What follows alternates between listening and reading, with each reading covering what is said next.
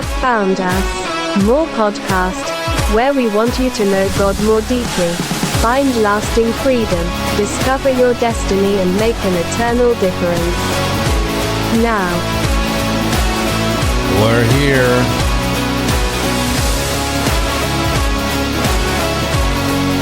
Knock, knock. We're coming in. Here we are.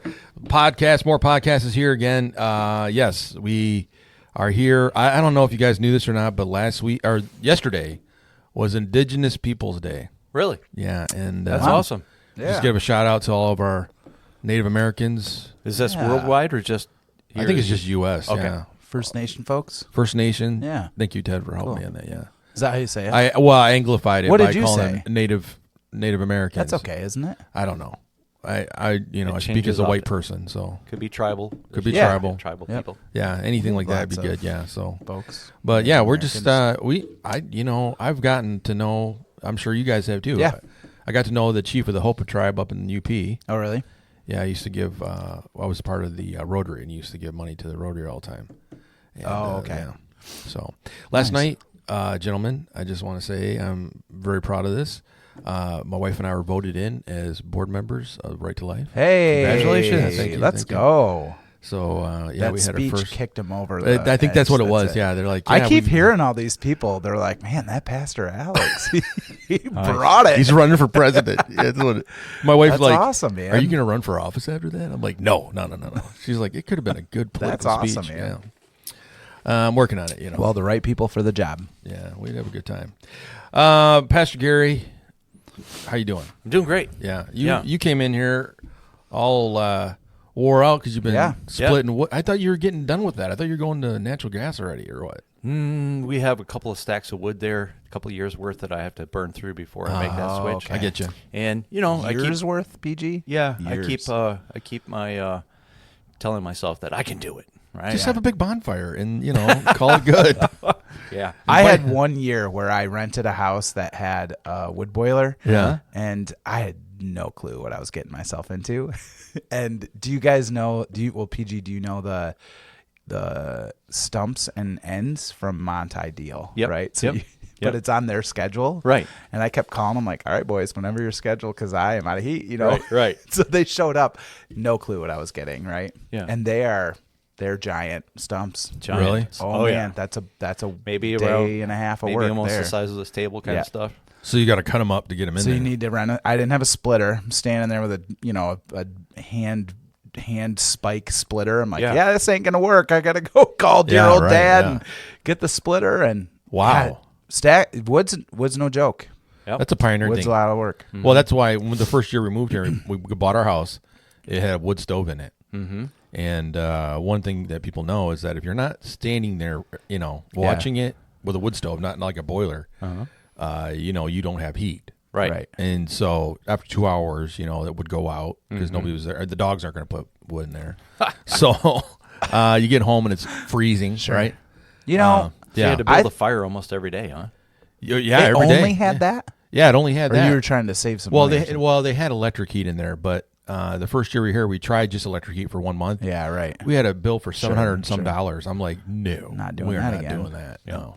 start So we burning just the suffered. furniture and- Yeah, we're like, well, it was just a wonderful. The first year was wonderful for us because we had taken our son's furniture that he had in his apartment before he went to the Navy, and the legs. We couldn't find the legs anywhere, so we found bricks out in the yard. So we put all the couches on bricks. Oh, so yeah. it wasn't so low to the ground.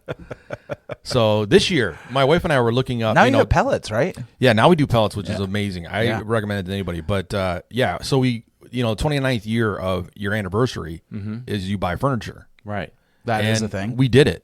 We didn't even know it. It was just like it's in our DNA as humans. Okay. The 29th year, you will buy furniture. Didn't know that. Yeah, well, and we did. We Yeah.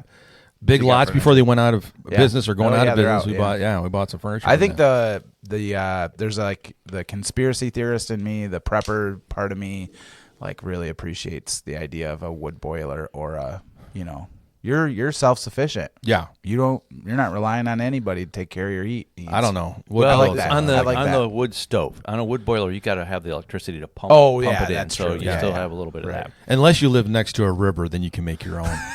Yeah, I've been seeing those. Have you seen those yet? PG, you've done that, right? Yeah. Yeah. Yeah. But you're the alarm Turbine, guy. yeah. yeah. So I know, you he just could make want it out to. there. You don't You're want to gonna let be on the show. anybody. You don't want to let anybody know about that because you're damming up a river. Oh, you are? Yeah. Okay, so don't tell now anybody. you're, you know.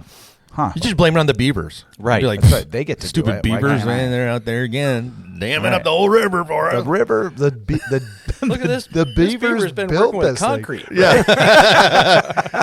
They've upgraded since last year. You know. Oh, they put a turbine in there too. I didn't know that. I didn't know they can make paddles and Yeah. You can get away with that in some parts Yeah. of the country, but not here. They'd find you. Well, welcome to this week's podcast. Do you ever wonder why you take the time each week to listen to more podcasts? I'll tell you why. More stands for maximizing opportunities for right now and eternity. So stop asking why you listen. Just never forget to listen and pass it on. And we are just frog's hair away from 10,000 downloads. what does Really? a frog's hair mean? It's really tight, small. Oh. You have to use a microscope to Yeah, see you it. can't I've even never see 'em. heard They're that. so small there. You can't. Yeah, you can't even see it until you get a microscope, and they're like, "Oh my gosh, All they are right. kind of fuzzy." What does 10,000 downloads mean? We've been downloaded Yeah. 10,000 Yeah, it times. means that It's not somebody- 10,000 individuals. Yeah, I mean it could be. Yeah, it's on a Right. device. So 10,000 people have downloaded the podcast on some device. Wow. Yeah, over the time we've been going. 10,000 people, not 10,000 downloads. Well, yeah, 10,000 download. What they say is a download equates to one person. Okay. Yeah, So it Wow. could be at least one person. yeah, at least one person. That's awesome, man. Because they have to download it to one device is what's Right. But then registered. a husband and wife could listen to it. at the same time. Yeah, Yeah, so it I could be gotcha. we could be Okay. we Or a could be whole 20 family could yeah. be gathered around. That's incredible. Actually, the numbers are probably around 27, 28,000. Really, Sure. I mean, Yeah. by that time, What other podcasts can you listen to in the car with all your kids? right, and not For have to more worry podcasts. about Yeah. saying, "Dad, what does that mean?" Right? Yeah. He's talking about Jesus. Don't worry about it, son. Just right. keep listening. It's okay. They're talking about their love of bacon. That's right. Oh, I They're gave talking about Leslie their her stuff. favorite Halloween yeah? How'd that candy. go? Yeah, Oh, I don't nice. know yet. She All right, so today's podcast is brought to you by the Quirky Egg Minder. Introducing the Quirky Egg Minder because even your eggs deserve smart tech. This Wi-Fi-enabled egg tray keeps count of your breakfast so you'll never wonder, do I have eggs? Well, again, you don't have to worry about it. Perfect for anyone who loves overcomplicating the simplest task. Let your eggs live their best connected life, one notification at a time. Only $9.17 a day. What is this thing? Basically, you Lets you know if you have eggs or not. it tells you that you have eggs or how long they've been in there.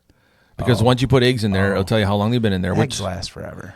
Well, isn't it like once you put them in the fridge though? It does, yeah. it That changes does it, kind right? of speed it Yeah. up, doesn't it? If you leave them outside and you don't wash or leave them Yeah, outside, you and- can't wash them. You gotta don't leave wash a them. little- Yeah, We need Lisa K on this one. yeah, we need her. Call Is her this, in. is this worth the $9.17 off Amazon LK? I don't know. I mean, I don't know what else it tells you on If the you app. have a lot of but- eggs, right? If you're Right. if you're like the Mindles and you got the egg farm, Yeah. Ours are about 1 day old, yeah, maybe. you're using them. you're just doing Wow. that just by looking at them. Right. Yeah, you don't need an app. Right. But I mean, if the app, just eat you know, maybe For all the time. maybe you can name each Just egg have in there, eggs. and then you know, as you're pulling it out, you just ate Fred. Sure. You just ate Doug. Yeah. yeah.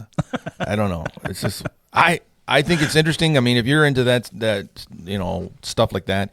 Last night, you know, my wife and I. I'm going to tell you, this is really interesting. Okay. Every time we go home, something strange has happened in our house. I'm not even kidding you, because we leave our doors unlocked. We get in there, and our dog, our husky, was locked in the bathroom. And we're like, how did he get in the bathroom and lock himself in there? So we get him out. So the next day we come home, he's locked in our closet. We're like, why is he in our closet locked This in is there? a dumb dog. That's what I'm thinking. He's probably just stupid. All right. So then we go home the other day, and Amy's like, there is stuff moved in our kitchen that I did not do anything with. And I'm like, this is getting weird. So I looked online, and you know the Blink cameras and stuff. So I'm looking at getting a Blink that I can put on my porch just to kind of see what's going on. It gives you like a panoramic view of everything. She swears, this is her conspiracy theory. She swears somebody's coming to our house Get out of here. I and don't doing think stuff in that's the true. house. What are they're going to like burn it to the ground or steal everything. That's what's happening if someone. Well, we have nothing to steal, so they're just eating our food They're and taking your it, pellets messing with and our dogs. Take your pellets, your wood Right, pellets. it's a gold mine, man. your toilet paper you've been selling. Yeah. That was Yeah, all the I was gonna toilet say, How much paper. toilet paper do you have in there? Yeah, right. I got cases of it.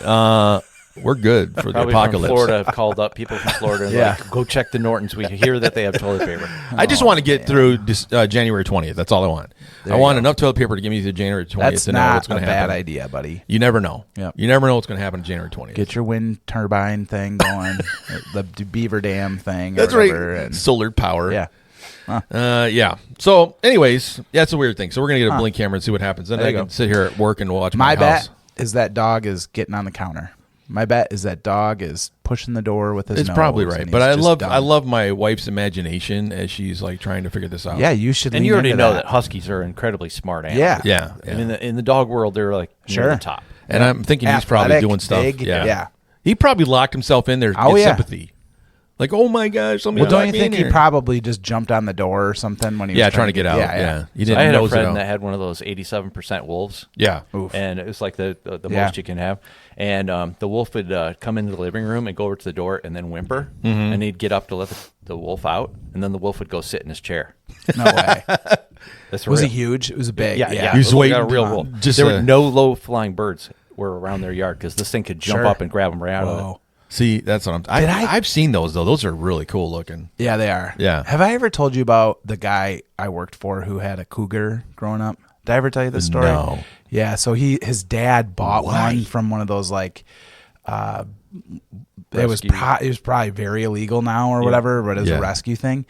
It grew to be a full size one, and he's got all these pictures of him and his daughter. His daughter's like a baby laying down, and there's No. a full mountain lion in their living room. No. And because of how big it got, Yeah. he got it as a cub. They fenced the house up, so when his dad died, he had the thing stuffed. It was it's a whole thing. So, This is but yeah, nuts. he had a huge cougar. Is this in Ellsworth? Yes. Yeah, I've been there. Yeah, his house. Yeah, So it's yeah. it's Danny, right? Yeah. So his dad died. He gets the house. He's a single guy at the time. His dad had to put fences all around. They're like house. super tall. Yeah, they're like, because the cat get out and eat whatever house pet you got next door neighbor. I'd be worried more about me. You know. with the- Yeah. Well, he's telling me, he's like, you start dating or something and invite the lady over, and here I pull up to this house and it has like 10 Let me put the code in. Yeah, fence so I right. get like in here real we quick. are at the compound. I know. Jurassic Park. It's just a it's just a That's nice a to look at. commitment. I couldn't do that. Well, it's somebody I A know just wolf, got a a cougar, no a way. monkey, and Nope. somebody was saying that the monkey lives for like 35, 38 years. Yeah, no. That's a yeah. lifetime no, commitment. Yeah, don't do that. There's no No way. way. No. I mean, I'm banking on maybe 14 or 15 Yeah. years, and then I like my Yeah. black lab, but I don't want her to live to 50. no, I'm already going to be taking care of my dogs until I'm like 60 something. No. There you go. Well, you've already been hearing the voices of the only man who can turn a simple hunting trip into a full-blown wilderness adventure. Pastor Gary packs more snacks than ammo, but his optimism is unmatched. He's out there ready to prove that success is just one good shot or one great sandwich away. This is his year. Pastor Gary. All right. And sitting across from me right now, the man that has all of the talent, he knows what all the buttons and the knobs and what they do. He's the only man that, if you spell his name in Scrabble, you win forever, Pastor Alex Norton. It's a lot. Yeah, it's definitely a lot of word points there. On the other side of me here, the only man who can turn a simple strum into a full-blown rock concert. Ted's guitar solos are epic, even if it's just for his dog. With more air guitar moves than actual chords, he's a legend in his own living room, rocking out like the world's watching Pastor Ted. Thanks. Yeah, that's what we're thinking. Well, we're going to be right back. We've got 10 interesting headlines that hit the news that might be shocking to us because we don't talk about them. All we've been hearing about is Wallace and Trump, Kamala and Trump. Let's talk about something else. Let's talk about something else. So we're going to talk about these headlines that are coming up here, and we'll be right back.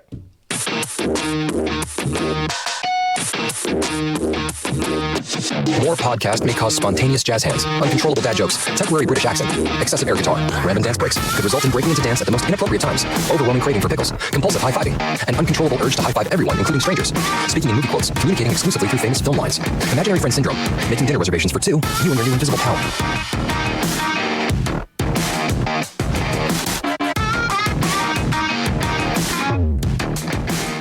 I think it was time to put a sort of a disclaimer what's going on the podcast. And I think Okay. that helps right there. Oh, yeah. Okay. That way we don't get sued.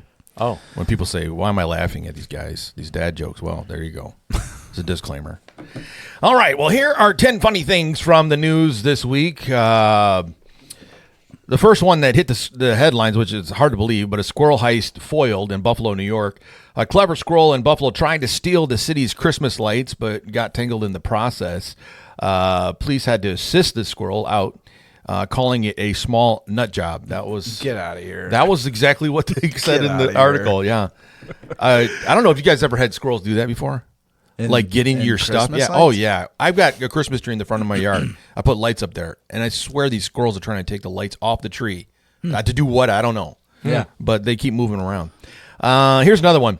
Robot uprising at the grocery store, London, UK. In a London supermarket, a robot designed to assist shoppers went rogue, repeatedly bumping into aisles. Shoppers quickly turned it into a game of Dodge the Droid. So I think that's a Yeah. real one. I've seen that. Yeah, these are all real. Get out of here. with These this are all one. real. These are Okay. all real. That's why I had to give you the place that it was at. All right. To tell you- well- just because you name a city, Yeah. No, these are all real. stamped approved. These are Hey, all real, yeah. Have you seen the Tesla robot thing? I did. Optimus. You know how much It's it's begun. $25,000. It's not like crazy out of this No. world expensive. I can and get it one. It is a full-sized human AI robot. Yeah. Okay. We haven't seen enough movies of Right. the robots iRobot, yeah. taking over, folks. Stop this. I loved it because the guests are talking to him. You would get one. I would get yeah. No. I would Don't get one. Do this. I would love it, and I'll bring it to church on Sunday. I'll be like, I brought one. He's coming. There he is. He gets saved. He gets No, saved. It's man. my saved robot. Jeez. He's coming. Yeah, but you teach this thing. You've got to check this out on YouTube. It's Optimus Robot by Tesla or by Elon Musk. And It is it says Yeah, Tesla, Tesla on its on it, yeah. chest. Okay. But it's these- affordable. Like these you things can can do anything. People could buy them in their house. He's Yeah, like, clean you your can teach house. them how to rake, mow the lawn. cook wood? They can Yeah, cook. right. Yeah, they can do that, that. too. And they're stronger than you are because they have obviously Problematic. They can- Problematic. What are we doing? Making them stronger, faster, smarter than us? I'm just saying. Well, this is a problem. Don't they have to live by the 3 rules of a robot? What is that? Don't know. I don't It remember. was you have to do something you can't harm. It was Yeah. I remember the 3 from the movie. I was talking to Eloise about this on the way to school today, and she was like, "Do you remember the Office episode where Michael wants to make a statue in honor of the previous the previous boss who Yeah. passed away?" And he's like, "He'll have moving arms and eyes that will light up." And Dwight's like, "That is not a statue. That is a robot. I will give him a 3-foot extension cord so he cannot turn on us." Okay, law number 1. Oh, here it is. Do not injure a human being. Okay. Yeah. Through action or inaction. This is a robot Yeah. law? Number 2. Yeah. Is they must obey the orders given by a human except where it conflicts with law number 1. Okay, yeah. Law number 3, robot must protect its own existence as long as such protection does not conflict with 1 or 2 laws. See, I can handle that. Don't do it. I'm just They're saying. going to break the law. What is the fall of Adam, right? We are all sons and daughters of Adam. Yep. We all have the curse above us. That's going to happen to those things. I think It's a problem, folks. I think it'd be fun to see robots running around. I don't know. yeah, like for a month, and I then mean- and then it turns. Is it that Turn bad, sour. Ted? to Yes. have- I mean, just think about when you're sitting there and you're like, I don't want to get up from my chair. I'm watching a When football has game. the Can you robot get me ever something to drink been from the good fridge? in the movie? When has that R2D2. ever- Okay, R2D2 was just but fine. there's lots of bad ones too, man. Oh, Ted, you just stepped in it. Yeah, All right. R2D2 is fine. All right. All right, here we go. Here's the third one. Pigeon racing scandal in Sydney, Australia. During a pigeon racing competition in Sydney, one bird was disqualified after hitching a ride on a city bus. Authorities fined the sneaky bird and breadcrumbs, so he was disqualified. This is a true story, Ted, again. World's shortest parade, Boring, Oregon. Boring lived up to its name with a 45-second parade featuring just 2 floats. Locals probably called it efficient. How'd you like to live in I don't. Boring? I think they may have just gotten under the Harbor Springs football parade that I went to. A couple weekends ago. Yeah, How long was that one? it was 1 police car, 2 fire trucks, and maybe a float. Oh, Hey, that's- in my yeah, book, that's what that you is need. a perfect parade. Okay. That is a good In parade. and out. Yeah. In and out. There you Efficient. Let's get out of here. I watched a tractor parade the other day in Sheboygan just by accident. It was on a day we were selling Does toilet not paper. sound fun to me. And I'm standing there, and all of a sudden these tractors come down the street, and I'm like, "What is going on?" And Amy comes up there, and she's like, "What is going on?" It was literally a line of about 50 tractors. Apparently, it's Tractor part of a guys 4-H are thing. All in. Yeah. Oh, yeah. They love that. Or stuff. they may have been going to the bridge. I know they go across the bridge every Oh, once yeah. in a while. Yeah, that's Yep. probably what Sure. it was. Yeah. Here's another one. Ice cream conspiracy in Houston, Texas. Delivery truck in Houston spilled 30,000 pounds of ice cream on the highway, turning it into a sticky cone zone. Sadly, no free samples were offered.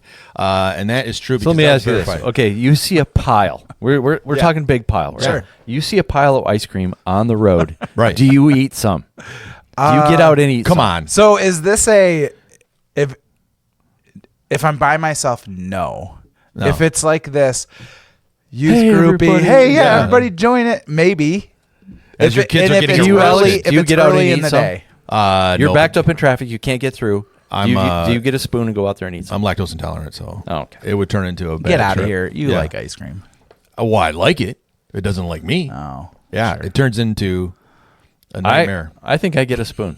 I go eat Sure. some. Yeah, I mean, I It's would not be touching tempted. the dirt. I'm going to eat Yeah, it. I'd be if it's- tempted to try it. I mean, I'd do a little spoonful, but that's about as far as I'm going. I'm not going Right. You're not going down to the cement. No, I'm not. But yeah, but you also got to 10-second remember rule applies here also. one thing that's not listed in this article is that the weather in Houston has been 106. Oh, so it was very fast It eating. was a very fast. Yeah, it was melting.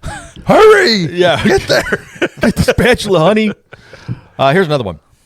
Zoom horror, Los Angeles, California. CEO in Los Angeles turned himself into a potato on a company-wide Zoom call and couldn't figure out how to change back. Yeah, those are so fun. And so there's people Those were are the joking best. around about how he was a spud the whole time. Sure. I've seen that happen. There was a Really? Yeah, there was a judge who Yeah, I was saw doing that one of one those too. Zoom I saw that court one too. meetings with somebody. Have, Yeah. have you guys seen the one where the guy he's a comedian, he's doing it on purpose. He'll do Zoom interviews and it'll be like from his car while he's going through the drive-through. It is absolutely the best. That'd be perfect. Yeah. Sir, can you not drive right now? I'm not driving. And it'll or like you're ordering food right now. I can see you. No, I'm not. I'll take an extra fry with everything. It is so fun. It's worth it. hilarious. Here's another one. Penguin's Bad Hair Day in Kyoto, Japan. At a Kyoto Zoo penguin fashion show, one diva penguin refused to participate due to a messed up feather day. So he decided not to show up for that little get-together. Here's another one. Llama for mayor, Carson City, Nevada. In Carson City, a llama ran as a write-in candidate for mayor with the hilarious slogan, "Spit happens," surprising it's Nice. God's votes. Yeah. Wasn't there a kid that got voted in or something at one of the small little towns that I became feel a like mayor? that's something you hear. Like, yeah, there's like always I know that it urban happens, legend. yeah. Stuff. Yeah. Here's another one. Traffic cone art. Glasgow, Scotland. An artist in Glasgow kept putting traffic cones on statues, and the city finally declared it an official cultural tradition. So I don't get that. I mean, that's apparently a boring country. Here's the last one. Dog park drama in San Diego, California. San Diego dog park turned dramatic when one mischievous pooch started stealing tennis balls from other dogs, sparking a tent standoff between owners. Apparently, they actually called the police on him. Wow. On the dog because it would not stop stealing other dogs, and they would put them away so that Sure. they can't get to them. It's just yeah. a good retriever. Yeah, well, in do San you go Diego, to that's a the- big deal. Do you go to the dog park with your dogs? No, I don't. Okay. I don't PG even doesn't have one dogs. near me. I've taken my dog once, and it's the weirdest thing. I've no more than once, but every time she goes, she's so excited. She starts frothing, like just drool like crazy, and doesn't usually do that. And so Yeah. I'm like, we can't. If there's any other dogs here, like owners are gonna be like, what is wrong with your animal? Yeah, and keep it yeah. away from mine. But it is the craziest. Just looks rabid, and I'm like, all right, we need to leave. Like, Wow. this isn't gonna work. Get back in the car. Yeah, we're out of here. Yeah. When we lived in Escanaba, we used to take our husky to the dog park over by the airport. It's kind of nice because Yeah, they can it was run nice, and yeah. it's fenced and We don't have one near us now. Sure. Our dog park is our backyard. yeah. Oh, those are the best of kind. That's good. We'll be right back with Babylon Blues. Babylon Blues. Babylon Blues. Babylon News. After this quick little break. We are just 3 ordinary pastors that think Christianity needs to have some fun. 2 out of the 3 are married, but Pastor Ted is single. Jesus. So, Get out of here. Did with you that. get permission for trivia that? prize? What in the We're circling world? back on that. What are you going to use as a Just prize? kidding. He's single, but we would need a pretty large donation to even consider letting Pastor Ted do anything like that. All More right. podcasting We got to free. rethink this one 2, here. I would set 1. the prize up pretty high. All funds go to the podcast. Yeah. I'm just saying. Okay. We I- got to rethink that break. Ted, there, I'm just buddy. trying to help you out. Uh-huh. I'm trying to raise money for the podcast. Yeah, okay. And Hey, help you I think out. he's doing just fine by himself. Okay, I mean he's taking his dog to a pet park. There's only one reason you do that. You're just a sad, lonely man. We're here for you, man. We're here for you. 2 of us are married, but one is not. Save me from the dog park trips. We'll use them for a podcast fundraiser. Yes, we could. You got to take one for the team, Ted. Uh-huh. We're ineligible. Okay. You got to be the one. All right. You know, I mean, you're a coach. You Yeah. know what it's like to take one for the team. Jeez, Yeah. Pete. We need to raise money for the podcast. So Supreme Court rejects call? No, we're not there yet. We're going right to the Babylon news. Oh, yeah. It's Babylon B News, where news is subject to the overt sarcasm. I'm Mitch Winters. Tuscaloosa, Alabama. Elders at First Bible Church of Tuscaloosa recently placed the church's head pastor Bob Jimbo James on leave after he gave a sermon without incorporating even one single college football analogy. According to congregants at First Bible, congregants became concerned when Pastor Jimbo began to approach the 30-minute mark of his sermon without having mentioned the comeback over South Carolina, Coach DeBoer, or even saying Roll Tide. Things were getting a bit edgy, said Marty Travis, a member of First Bible Church and Crimson Tide alumnus. He had such an easy opportunity to say how the inseparable operations of the Triune Godhead are kinda like a football play, you know, where the offensive lineman blocking and the quarterback throwing and wide receiver catching is all one play, but all of them acting together at once. He didn't say anything like that, and he didn't even hype the Tide. Is he even saved?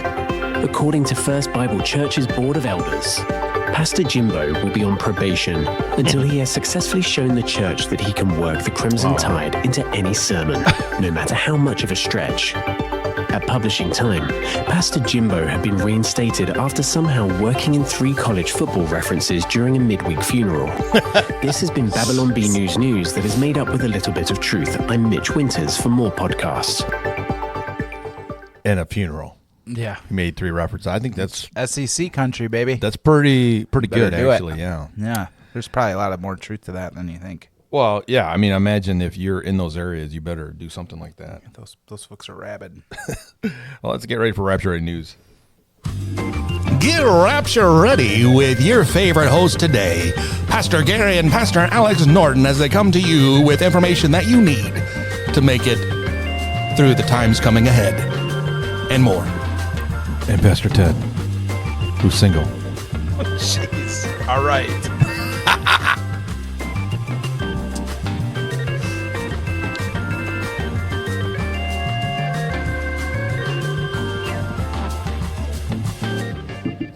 All right, now we're going to get serious. Okay. Now it's for real. Supreme Court rejects Colorado's church's challenge to state lockdown measures. This headline is really important, I think, for all of us to take notice of, because the Supreme Court ruled, or did not rule, on a issue that basically is a carryover from the COVID time. Yep. I don't know. You know, we I always remember this church, yeah. Yeah, you remember that. Yep. During COVID, a lot of states tried to shut down churches and basically say that they're doing it because we're super spreaders and all this other stuff. Well, this church has been fighting it ever since, and they didn't want it to ever happen again. And so they finally got it to the Supreme Court, and the Supreme Court basically rules. They reviewed the case and declined to deal with it, implying that it does not see an immediate need to weigh in on a future potential restrictions related to public health emergencies. What this precedent sets for the rest of us is that basically, because they haven't ruled, they kind of ruled. They kind of basically gave the authority to the states to decide, right, to do what they want. So if we have a governor like we do now, who did what she did last time, basically she just got a blank check to do whatever she wanted to do, and nobody really can say anything about it.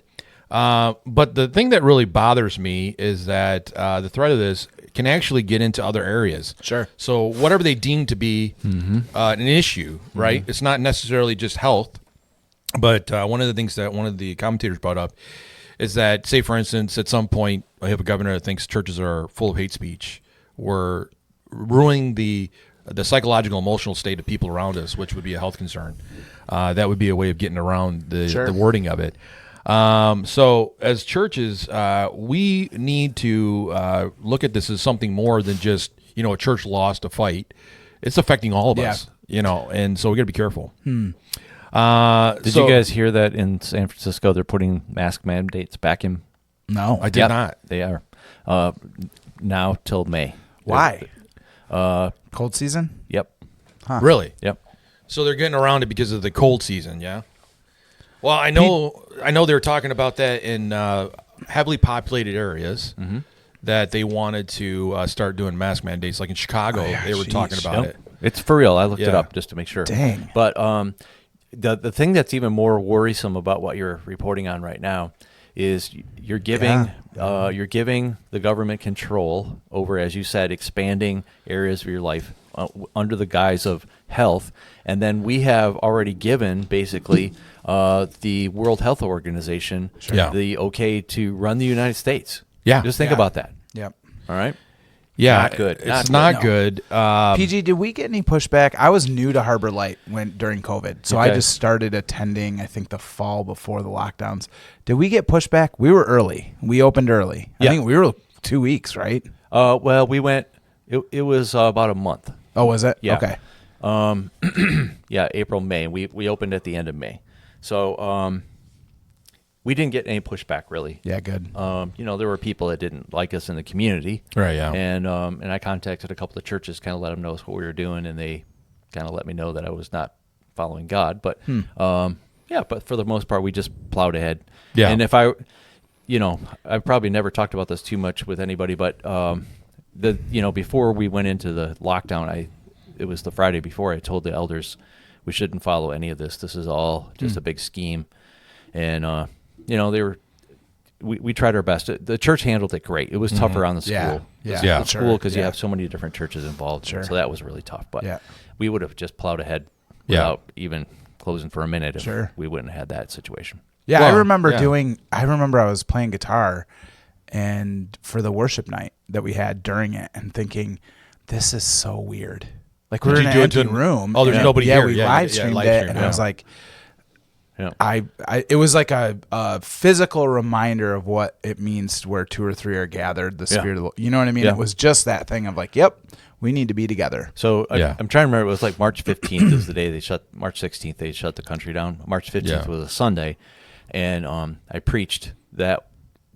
Both services, hellfire and brimstone. It was an awesome message about Holy Spirit Streaming? and everything. No. There's people here, huh? There were about 4 people. Yeah. In each service. Yeah, wow. Yeah. So it just showed you Isn't how that the crazy, impact of man? media Yes. Yeah. on our people. That is crazy. Yeah. And Harbor Light, I mean, I'm a little biased, but people show up. Yep. They're consistent. I think We're within told. by the time the end of May rolled around, everybody Yeah. could kind of see Yeah. through it for themselves. Sure. Yeah. And we were back on track. It is amazing what fear will do, right? Yep. Well, now Spirit of you're fear. validated because, with all the stuff that's come out now, man. it's like, see, Yeah. we were all upset about everything, and we come to find out that there wasn't. Yeah, I would say some of my bigger critics. I mean, we got some pushback, but it wasn't like terrible or anything. Yeah. But they've kind of hinted around that. Well, you were right, but they weren't going to apologize for anything. But Right, yeah. we just plow ahead. Yeah, bait of Satan. That's right. You We were do talking you, about- we'll yeah. do us. And Yeah. Yeah, so, I mean, I would just say that, we've got to be careful. One of the things they give for guidance from the article is that churches need to be a little more vigilant about understanding the changing environment that we're in and be adaptable to it, knowing the laws and knowing what we have the rights to do. Even though, they're asking us to comply with health guidelines, we still have the right to ask questions. Like, why are we doing this? Why is this so important? Give me the proof. So start asking those questions, unlike what we did before. We didn't do that. We just kind of said, oh, okay, if the government's saying we should do this, we should do this. But remain vigilant about defending our rights as individuals and as a church, because they do not have the right to close our doors. They never did. And for us, I think a lot. I mean, I've shared in here. It is a scary thing when the health department comes in and posts a sign on your door that says this can't be an operation or you're going to jail. That lasted for me like a week, and then I got a hold of a lawyer in the Salvation Army. I'm like, can they do this? And they're like, not really. So We started operations back up, but people would not come to church. Yeah. They were scared to death that they would walk in those doors and get COVID. So, yeah, we've got to be good. And I think that requires the pastors like yourself and us as a staff to know what's going on. Yeah. You know, you can't put your head in the sand and pretend like, you know, well, we'll just let God do all the work. We have responsibility to know what's going on in our own country. So don't let the COVID thing happen again. Know what you're talking about. Don't just get caught up in the social drama, but begin to start asking questions. And this church, I'm happy. They continue to fight. And one of the things they did was interesting is they changed their name so that they can go back to the Supreme Court, because I guess if you have a different name, a different entity, you can keep coming back, you know, because it's not the same court case that was addressed before. So they just changed their name again, and I can't remember what they call themselves now, but basically that's what their ploy is, to continue to keep hammering at the Supreme Court to talk about this. Yeah. And so they just keep changing their name until they finally get a moment before the Supreme Court. So be praying for churches, because, you know, honestly, I don't know what's going to happen January 20th, who's going to be in office, but we've got to be prepared this time. Yep. We can't be caught off guard. And, well, I mean, that's enough said, right? Yeah. Just don't let, you know, the doctors and the people in our world tell us what we're doing. We're back after this ID break with Herbalite Bible Trivia. I know you thought, a church podcast. Boring.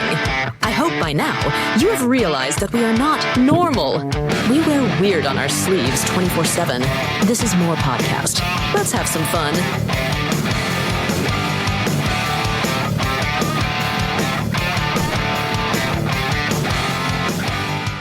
That lady's voice sounds like the Pokemon anime.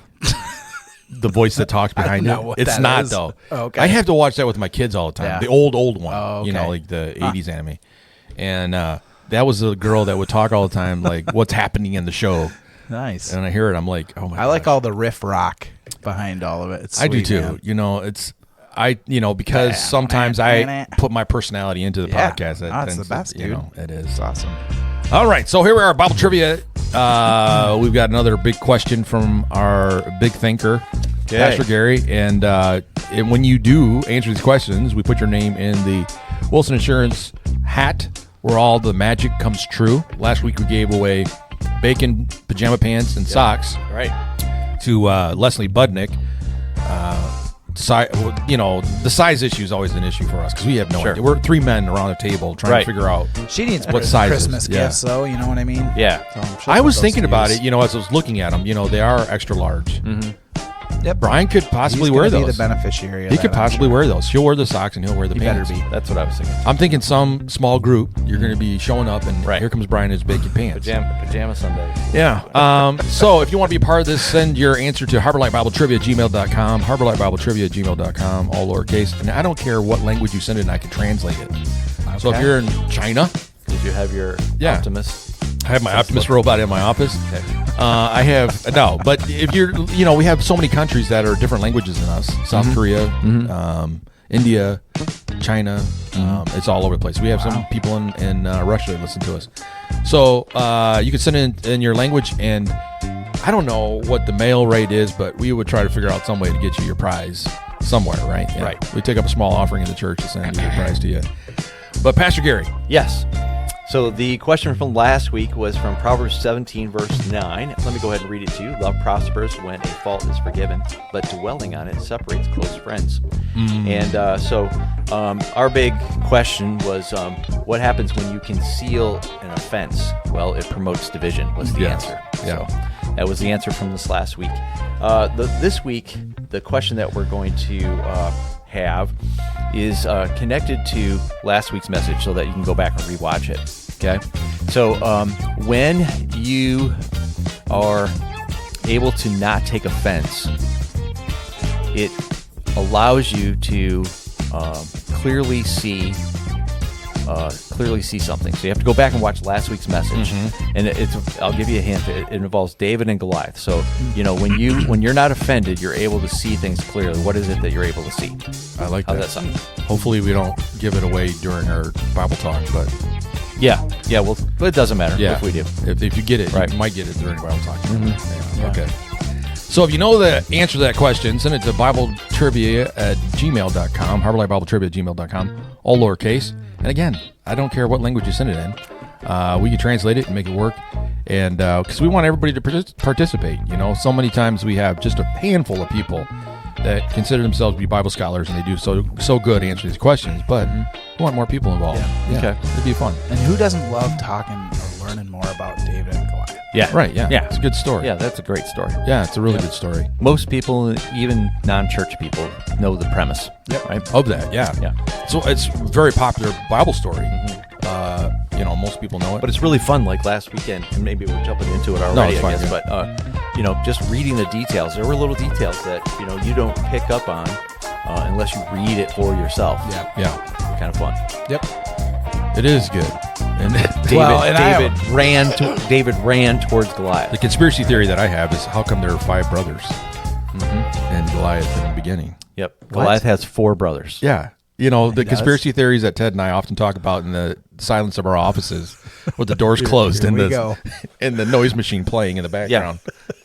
No, that's for real, though. No, I know it is. Wait. Back up. Say it again. So Goliath has 4 brothers. Yeah. That's why David selects 5 stones, one for Goliath and Right. one for each of the brothers. Okay. That's real. Yeah. That's That's legit. awesome. And All he needs is 5 too. Yeah, right. Let's go. He doesn't. That's awesome. He has faith in God. He knows what's Right. going to happen. That's awesome. I love that. And again, where What's did they the come meme from? that's always like me going to a new Bible study and it's just casually bringing up Nephilim, Oh yeah, I know. the DNA wars. I know. Yeah. Hello, new people. Let's talk about how Jesus. Well, let's also talk about Ted and I have been very cosmic careful battle because that we've is had happening. conversations sometimes in front of people that are not into asking those kind of questions. Giants thing Yeah. is fun. It is That fun. is so and fun. there's so many things in the Bible that we love to critique and question, but we do it with sincere faith Right. and And all Lee- love for Jesus. LK's really into that, isn't she? Yeah, PG? she's read a couple of books Oh on it. Yeah. man, we yeah. should have a. We should have a discussion together. Yeah, That'd be the best. we have to be again a closed door meeting Well, or we could put with microphones silencers around it. No, we don't. Super No, fun. we better not because I can just hear it now. The pitchforks and No way. the torches are coming out Not as at people are Harbor like, Light. We'd be- heresy. No way. All right. Well, we'll be right back with Bible Talk, and Pastor Gary is ramping up even now. I mean, he's ready to go. Yep. And we'll come back with that.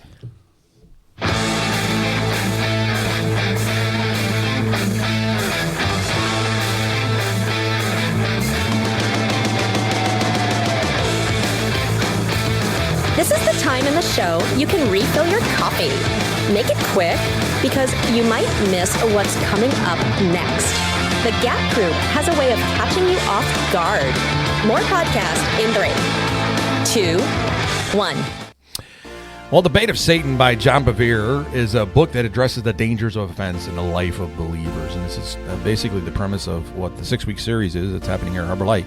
It explains how offense is a trap used by Satan to hinder our relationship with God and others, leading to bitterness and unforgiveness. And in Bevere's book, he offers practical advice on how to recognize and overcome offenses. And here on Sundays, we're talking about and digging a little bit deeper into some of the knowledge nuggets that Pastor Gary's uncovered in Scripture. But we want you to live free from their negative impact and experience true spiritual growth and freedom through forgiveness. If you get a chance, the book emphasizes the importance of choosing reconciliation and guarding our hearts against offense. And Pastor Gary has been digging into that and helping us see some practical advice on that. Pastor Gary, Yes. welcome. Thank you. So we were in chapter 4 of the book, if you're trying to figure out where we're at in Yeah, the book. 4, 5, and 6. Yeah. Technically, but yes. Yeah, and you talk mainly about the story about David and Yes. Saul, Yes. which was very, very interesting. You know, all the things that you brought up there. Can I talk a little bit about that process? Yeah, please do it. It's Yeah. kind of fun. You guys are doing it. Pastor Ted covered my Bible study last weekend. It's really fun and challenging to be a part of a series where people are watching a video series. Yeah. They're reading a book, and then you have to get up and share about the same basic stuff without just repeating everything that they've read. Yeah, right, yeah. And so it's been really fun and challenging to go through the material and then have Holy Spirit download His information that I need to Yeah. be able to speak to the people at Sunday morning who may or may not be, a part of the whole campaign. Right, yeah. Okay, so you got to kind of keep them informed without just repeating, the same things that they're seeing in other locations. So that's been kind of fun. Yeah. So I'll read the passage, I'll read the material, and then I'll just ask Holy Spirit, why don't you go ahead and share with me the things that you want me to bring out? And so almost all the points on a Sunday morning's message have come via the download from Holy Spirit. So that's a lot of fun. Well, and that's good because, obviously, the book speaks to us, but, we are our own congregation. We need to know what Holy Spirit wants to speak to us directly. Yeah. Which I think is good. You've done that. I think every week, even maybe the reference may be close to the same, but still what you bring out is specifically for us, which is really good. I like it. It's good. It's been awesome. But in this week, we talked a lot about this relationship of like a father figure or somebody that's in authority over us and dealing with that whole issue of offense. The idea is that we have earthly fathers who are all flawed at one level or another. And they're supposed to be a representation of God to us. But then we have spiritual fathers, people who are supposed to be pouring into our lives and mentoring us along and not concerned about themselves. And we got a chance to contrast King Saul and David, King Saul being that spiritual mentor, and David, of course, the one prodigy that's going to be gathering the information. But King Saul's so stuck on himself, so easily offended that he has no time to be able to pour into David and feels challenged by him, of course. And we looked at some of those challenges. So the big idea to begin the message off with is who are those people in your life that are pouring into you? And then if you're a Christian who's been a Christian for more than a year, who are you pouring into? Yeah. And so that's where we tried to get the ball rolling on that part. It was good. Yeah, It's good. a good story. Yeah. You see how Jesse is he's got 8 sons. Yeah. And Samuel comes to anoint the next king, and he's like, these boys aren't doing it. Do you have anybody else? Oh yeah, there's this guy out in the back 40 watching the sheep. Yeah, we'll go get him. I would feel so bad as David, like, you forgot me, Dad? Like, you can make the point that he didn't forget him, but he brushed him off. He didn't think he was worthy enough to even stand before the prophet. So that, one way or another. He's a little runt. Yeah. It's like, come on, David. Yeah. David's not probably gonna do about that. 13 years old at the time. Yeah. Yeah, because you went into the sheep business pretty early if you had it. Yeah. You went to Israel. We went to Israel. We got a chance to go to see some of the nomads that are out in the desert and the Bedouin tribes. Yep. And once you turn 6 or 7, your main job is to take care of the roaming sheep. Yeah. It is kind of a crazy the country we live in where you can't babysit until you're 15 years old or whatever it is. I don't know what the real number is, but there's a legalized babysitting number. Sure. You watch videos for other countries, and there's 4-year-olds taking care of their 1-year-old brother and sister while their mom and dad are at work all day. Yep. Yeah. Don't even think about it. Don't even think twice about it. Yeah. Yep. Right. Yeah. Totally different mindset. Yeah. Well, Pastor Gary, the big question I think we start out with is, why are offenses from authority figures or father figures often more painful than those from our peers? Yeah, even kind of touching back to the first the lessons is the expectation. We have higher expectations of those that have been, we're under their trusted care, so we have high expectations. And then when those expectations aren't met, then the level of offense is amplified. Yeah. And look at David. We don't get into all the emotion of what David felt with Saul, but I can imagine, as he began to understand Saul and what he was all about, that's got to be rough, to begin to see that. Yeah. That chink in the armor. When I think it doesn't take very long as a Christian to go, boy, have you experienced that in your life at some point? Like, we're called to honor those who have authority over us, but it doesn't feel like they're honorable. And so that's been rolling around in my head, PG. Obviously, we see it from David in Scripture. Can you help us, if we're in that circumstance with a boss, maybe it's an earthly father, right? We're called to honor them. Doesn't feel like they're very honorable. Right. What's some maybe action steps for us? So in one that? of the things that we see from David, and I've seen it in real life from my own and as well in the lives of other people, this comes down to a trust factor. How much do you trust God, that God has placed you in that position, that God knows the situation that you're going through, and how much that he's going to be able to take and make, what was meant for harm or even, whatever, to turn it for good. Yeah. Okay. And so you have to, I talk about this often. You have to kind of self-talk yourself. God has this. God knows. God, right? Sure. Check in with God to make sure he knows. All right. Which brings peace to you, that he does know what's going on. And that even when you're in a situation where someone could be even verbally abusive or Yeah. even emotionally abusive in some way. We've all had those kind of situations. Recently, I'm connected with some families that are in the football program. We're talking 3rd and 4th graders, and the coach is just like losing his head, yelling at 3rd graders because he missed a tackle, right? Yeah, it can happen to all of us where we get emotionally battered in some particular way. Yeah. And to trust that God knows what's going on and then being able to converse with God about that helps you. That's a small piece that helps you be able to handle it when it's difficult. Yeah. Well, because, we're not discounting the fact that, the betrayal is real, the feelings are real, but how you deal with it, is so crucial. That's a hard lesson to learn. I'm just going to be honest with you. That is a hard lesson to learn when you have somebody in your life that you put in that position of authority or father figure that you love, you care about, and then they seem to betray or treat you differently, than what you expect. It's super crazy, some of the stuff that we're all experiencing while we're going through this particular series. There was a young man that made a mistake, and he's a Christian. He's in a part of an organization that's not Christian, and they all just got the whole staff together and just totally ridiculed this guy for making a mistake. Oh my I thought you were a Christian. You're not a Christian. You're whatever. That literally is happening while we're in the middle of this series. Yeah, I have 3 stories that I could tell that I won't, but yeah, for sure. It is amazing how quickly the enemy just starts to stoke those fires. Yeah, I wonder, obviously this isn't necessarily about a Saul figure, right? Because Saul was not an honorable guy. But I've been in lots of leadership roles throughout my ministry time in churches. I've never sat in the senior pastor's chair, but I've been around it enough to go, to think of a couple weeks ago, being able to give, not being so offended so easily, and giving my leaders who are honorable the benefit of the doubt of going, man, what's on their plate is far greater than I know. Yeah. And so I think, again, this doesn't necessarily tie directly into Saul and David, but giving your leaders who have been trustworthy in your life and who've, that's a good point. that's really important to know that you just don't know everything that's going on. Yeah, you're right. I've had an opportunity to go from, youth pastor, children's minister kind of stuff, and then find myself in that senior pastor's role.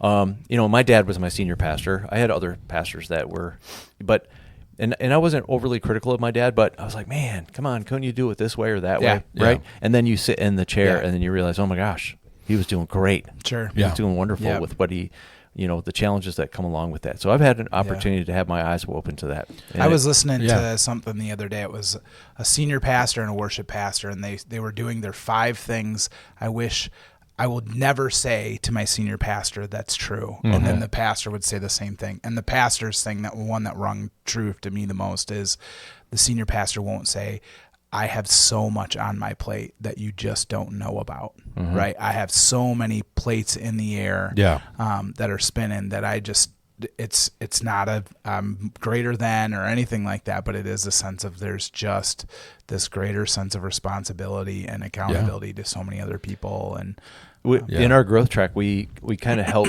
categorize people into one of 2 categories. Are you a task-driven person or a people-driven person, right? And neither is right, neither is wrong, all right? But I can imagine for that senior pastor who's a people-driven person, then the tasks that he has to do become a huge burden. Right. Okay? Yeah. And then for that senior pastor or any leader, right, who is the task driven, then the people issues become the thing, the burden that you have to carry.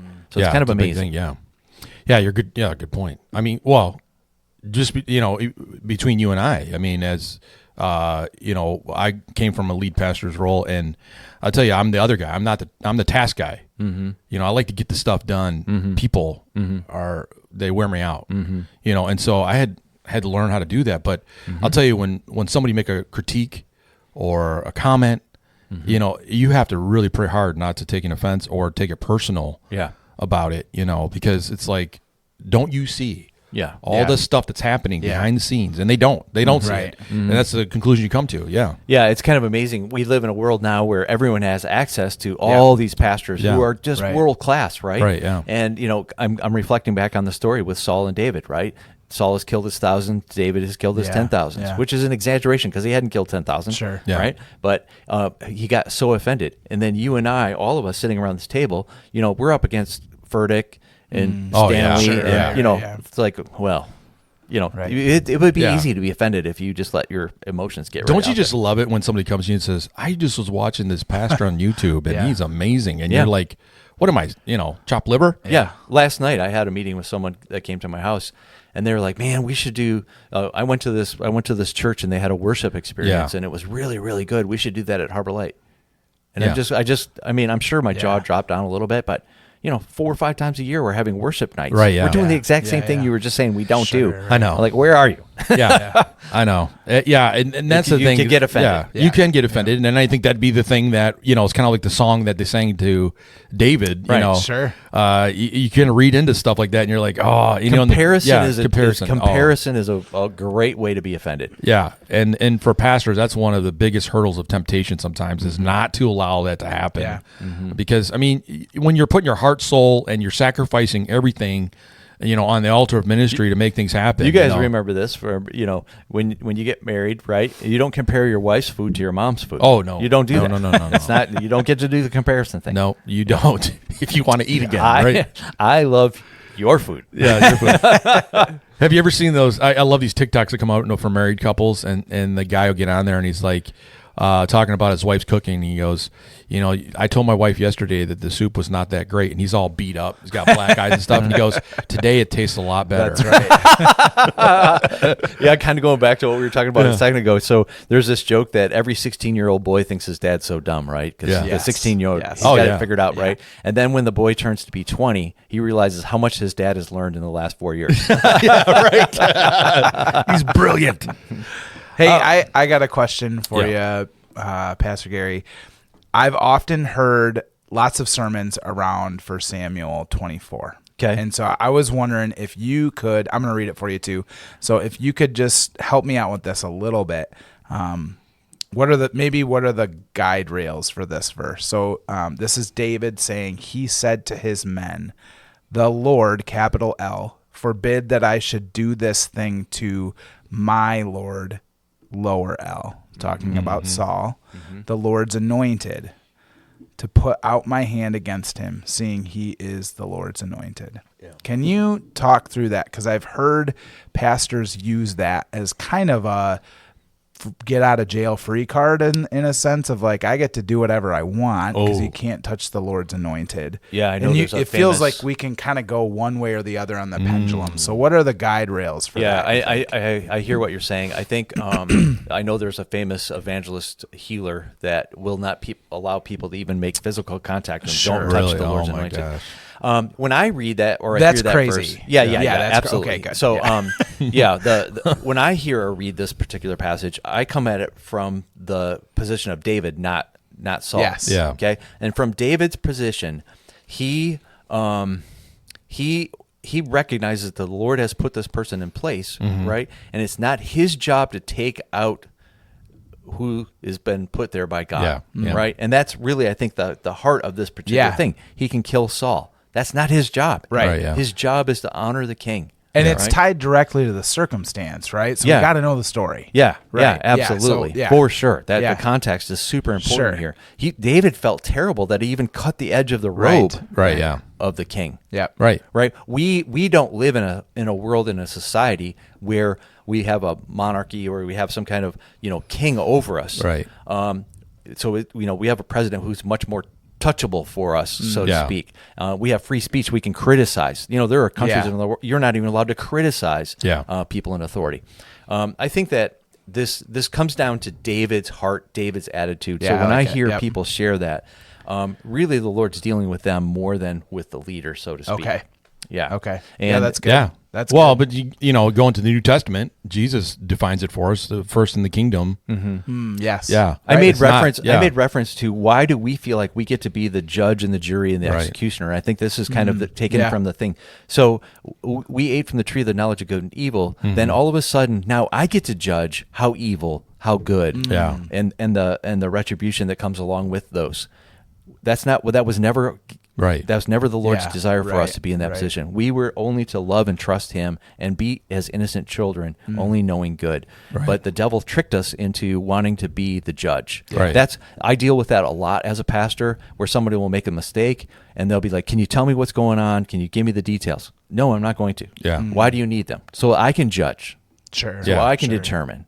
You don't right? need to. And so from that passage of scripture about not touching the Lord's anointed, it's so that you don't get to be the judge. Right, yeah. What the Lord puts in and takes out. The Yeah. Lord continues to use Saul, even in the story. He continues to use Saul, even though Saul has lost the Lord's anointing. And but the Lord can use people who are still failing, even in the pulpit, Yeah.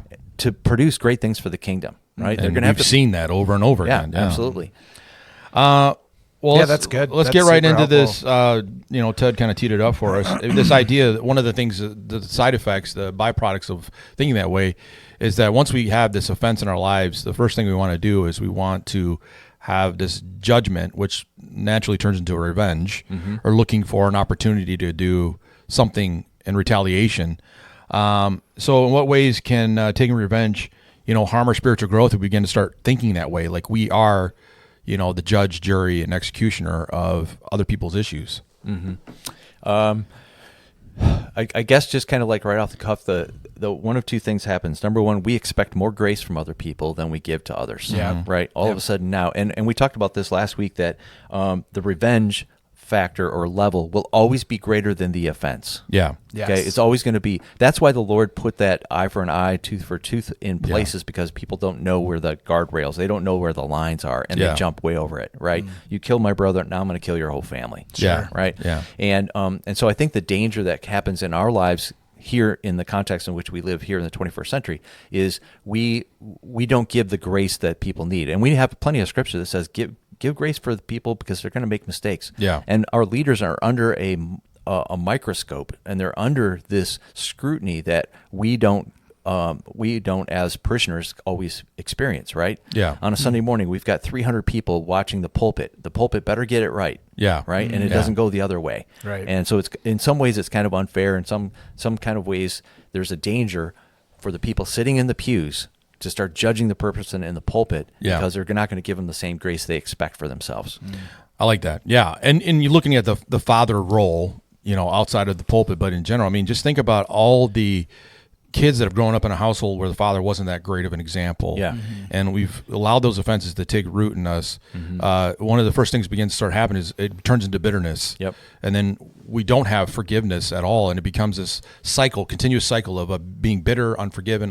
Yeah. And, one of the things we do is we start taking away from the justice of God working in it, because if we're going to take the role of the judge, God's going to step back and go, okay, fine.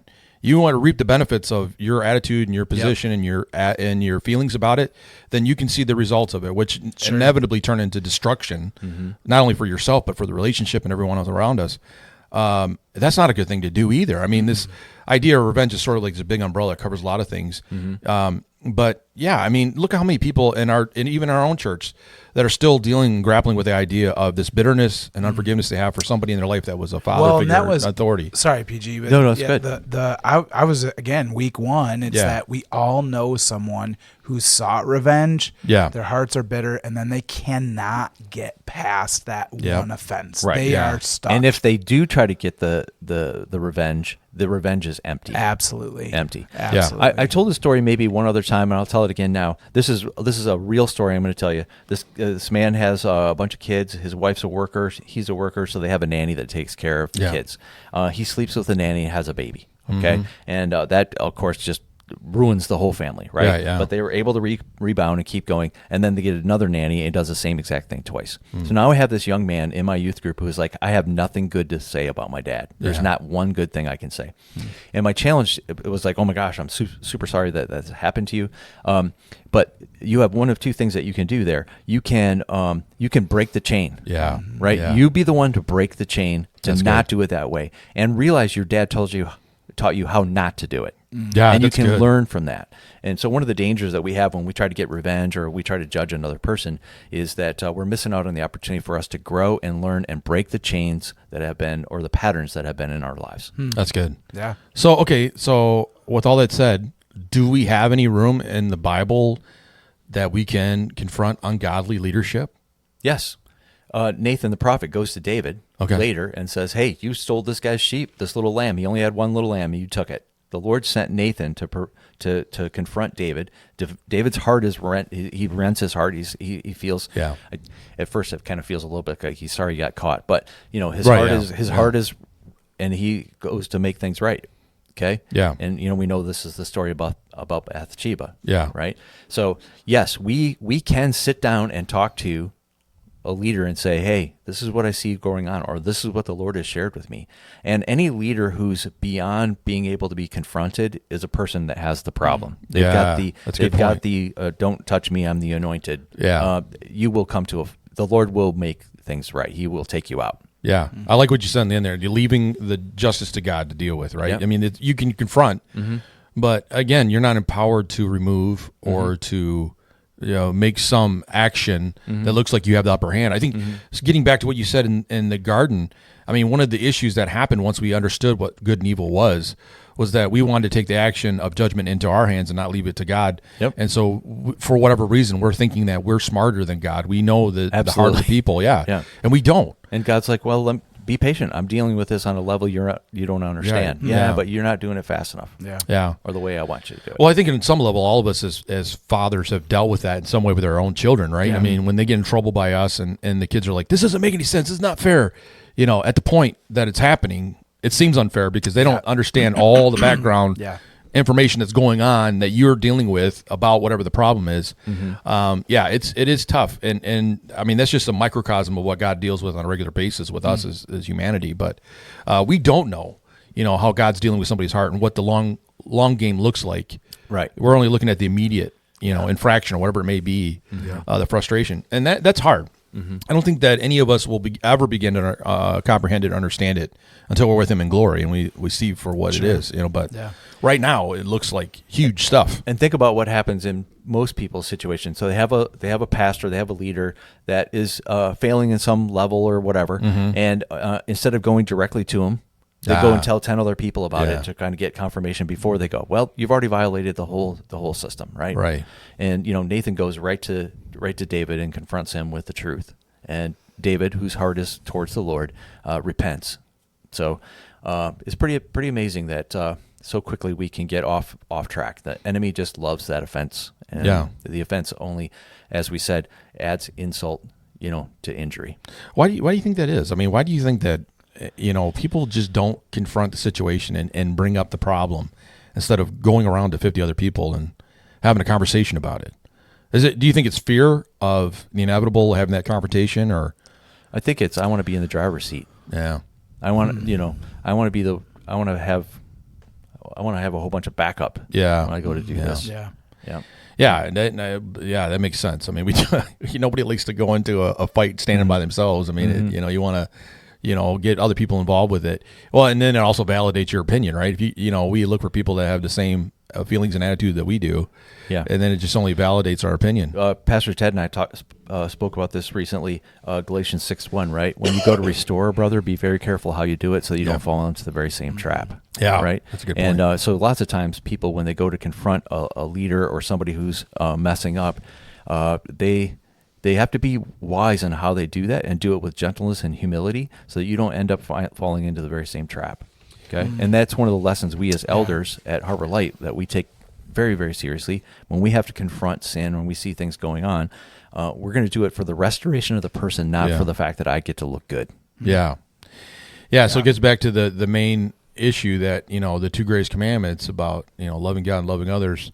How do we then in love do this the right way?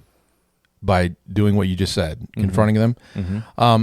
So if I have an issue with somebody in authority, or I have a father figure, or I have a father that I'm having issues with, what could possibly be a loving way of dealing with that?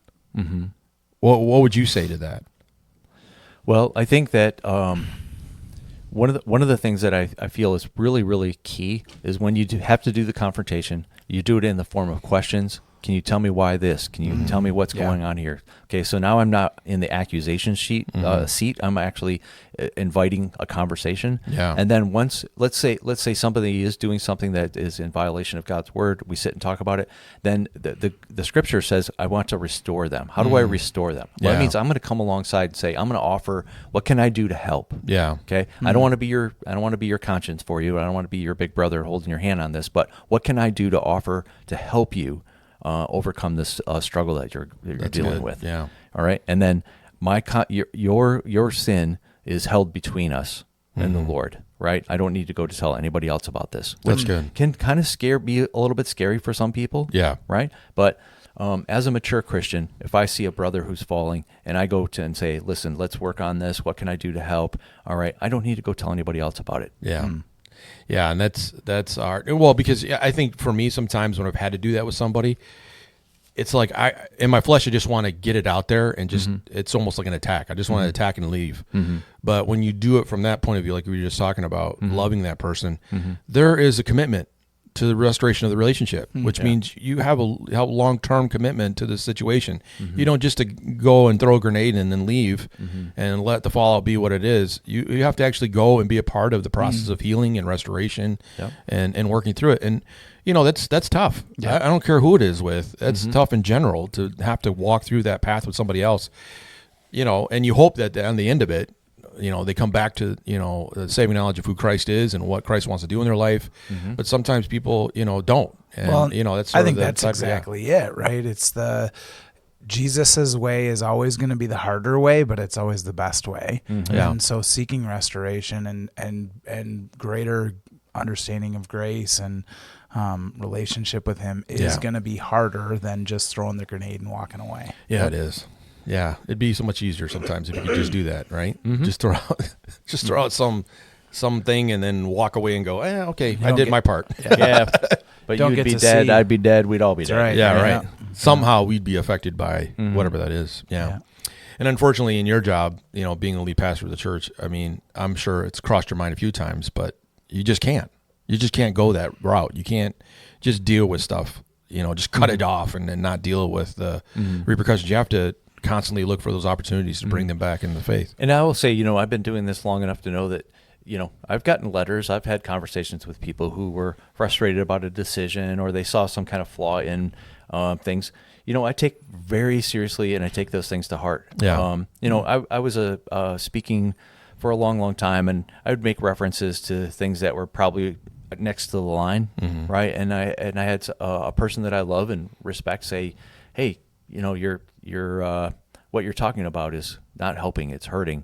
And I made a vow to God, and I asked, I apologize, of course, but I made a vow to God to spend my time with him.